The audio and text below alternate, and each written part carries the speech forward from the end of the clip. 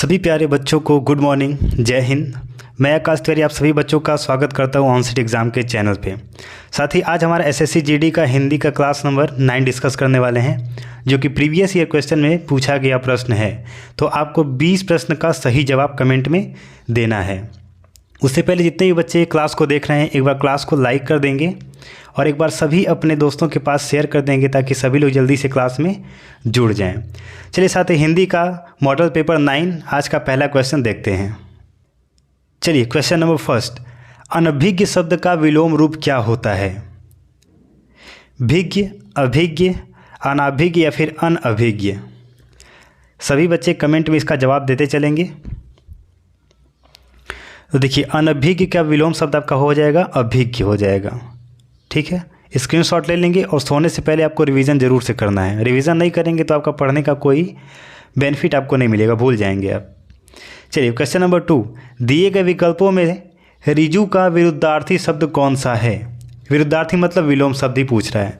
सुर, वक्र, सरस या फिर मिथ्या?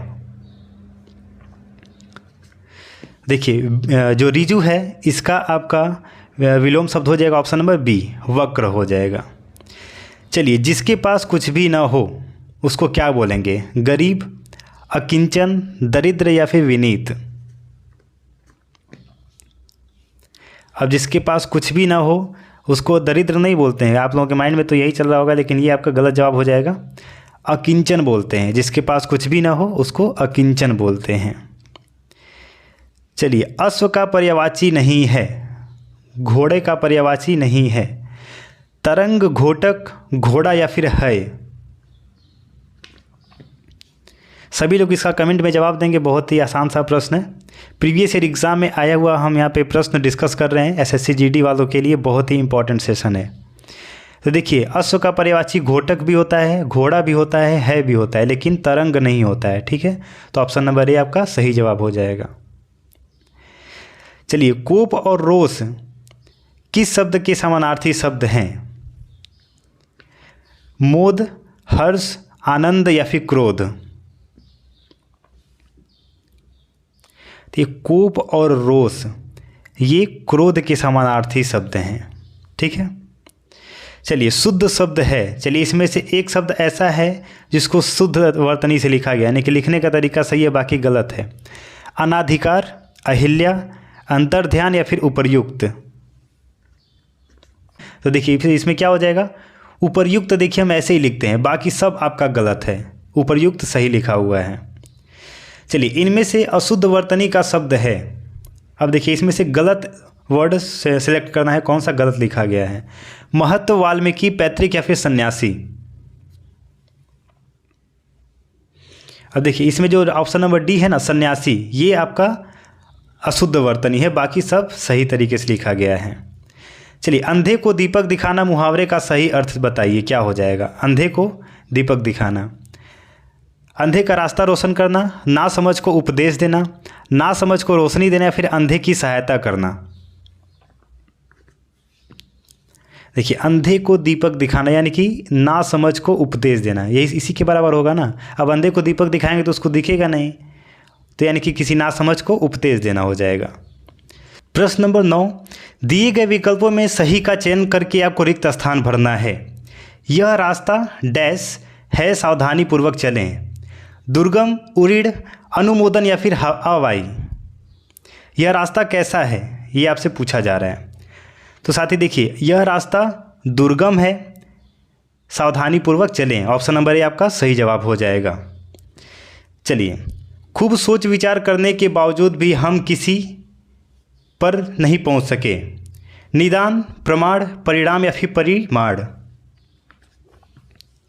ये देखिए, बहुत ही इजी सा प्रश्न है ये। खूब सोच विचार करने के बावजूद भी हम किसी परिणाम पर नहीं पहुंच सके, यानी कि ऑप्शन नंबर सी आपका सही जवाब हो जाएगा। एक बार जितने भी बच्चे क्लास को देख रहे हैं, जितने भी छात्र देख रहे हैं, एक बार क्लास को लाइक कर देंगे और इस सेशन को शेयर कर देंगे अपने सभी दोस्तों के पास। और जितने लोगों ने सब्सक्राइब नहीं किया, सब्सक्राइब जरूर से कर लेंगे। यहाँ पे डेली जीके और हिंदी का क्लास चल रहा है। निम्न में से कौन सा वाक्य सरल नहीं है? लड़का दौड़ता है, बंदर पेड़ पर चढ़ रहे थे, मैंने लड़के को बुलाया, इस मेले का उद्देश्य है कि व्यापार में वृद्धि हो। इसमें से सरल वाक्य कौन सा नहीं है, आपको ये कमेंट में बताना है। तो इसका जवाब हो जाएगा लड़का दौड़ता है, ये आपका सरल वाक्य नहीं है। चलिए अगला प्रश्न, यद्यपि वह पंडित है फिर भी हठी है को संयुक्त वाक्य में परिवर्तित करने पर सही उत्तर क्या होगा? वह पंडित है किंतु हठी है, वह पंडित है वह हठी है, पंडित होने के कारण वह हठी है, या फिर पंडित होते हुए भी वह हठी है। देखिए वह पंडित है फिर भी हठी है, तो क्या हो जाएगा? ऑप्शन नंबर ए, वह पंडित है किंतु हठी है। ऑप्शन नंबर ए आपका सही जवाब हो जाएगा। चलिए, दो या दो से अधिक समीपस्थ वर्णों के मेल से जो परिवर्तन होता है उसको क्या बोलते हैं? बहुत ही इजी सा प्रश्न है, सभी लोग कमेंट में जवाब बताएंगे। दो वर्णों के मेल से जो परिवर्तन होता है उसको क्या बोलते हैं? संधि विच्छेद, व्यंजन, या फिर स्वर, या फिर संधि। देखिए, समीपस्थ वर्णों के मेल से जो परिवर्तन होता है उसको हम संधि बोलते हैं। क्या बोलते हैं? संधि। ऑप्शन नंबर डी आपका सही जवाब हो जाएगा। संधि विच्छेद पर आप टिक मत लगा दीजिएगा वरना गलत हो जाएगा। स्क्रीनशॉट ले लेंगे। अगला प्रश्न, मतैक्य में कौन सी संधि है? दीर्घ, यण, गुण, या फिर वृद्धि? मतैक्य में, तो मतैक्य शब्द में साथी आपका वृद्धि संधि है। ऑप्शन नंबर डी, वृद्धि संधि। चलिए अगला प्रश्न, देशांतर में कौन सा समास है? कर्मधारय, बहुव्रीहि, द्विगु, या फिर द्वंद्व? देखिए, देशांतर में आपका कौन सा समास आ जाएगा? कर्मधारय समास आ जाएगा। चलिए, रावण सिर सरोज बनचारी, चल रघुवीर सीली मुखधारी। जो सीली मुख है यहाँ पे, इसमें कौन सा अलंकार है? श्लेष, लाटानुप्रास, वृत्त्यनुप्रास, या फिर उपमा? देखिए, जो सीली मुख है इसमें आपका श्लेष अलंकार है। ऑप्शन नंबर ए आपका सही जवाब हो जाएगा। निम्न वाक्य में रेखांकित किए गए भाग में कौन सा पद बंद है? असहाय की बात आजकल नहीं सुनी जाती है, जो सुनी जाती है अंडरलाइन किया गया है। इसमें कौन सा पद बंद है? क्रिया विशेषण, सर्वनाम विशेषण, या फिर क्रिया?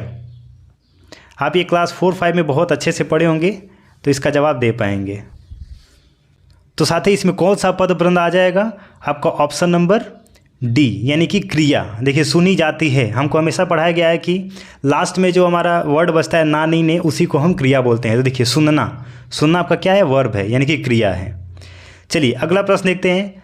अब देखिए, यहाँ पे निर्देश दिया गया है और निर्देश में आपको क्या दिया गया है? नीचे दिए गए गद्यांश को पढ़कर पूछे गए प्रश्नों का उत्तर दीजिए। ये जो गद्यांश है आपको इसको पढ़ना है और इसी में आपको बहुत ही ईजिली आपका सब सारा आंसर इसी में मिल जाएगा। जितने भी प्रश्न आपको 4 प्रश्न नीचे दिए गए हैं, 3 प्रश्न, उस सब का आंसर आपको इसी गद्यांश से मिल जाएगा। तो आप इसको पढ़ेंगे और इसका जवाब बहुत ही आसानी से दे पाएंगे। अगर मैं इसको पढ़ के कराऊंगा तो बहुत ही ज़्यादा लंबा वीडियो हो जाएगा और इसका कोई फ़ायदा भी नहीं होगा, क्योंकि सारा जवाब इसी में है। तो बहुत ही ईजी होता है गद्यांश।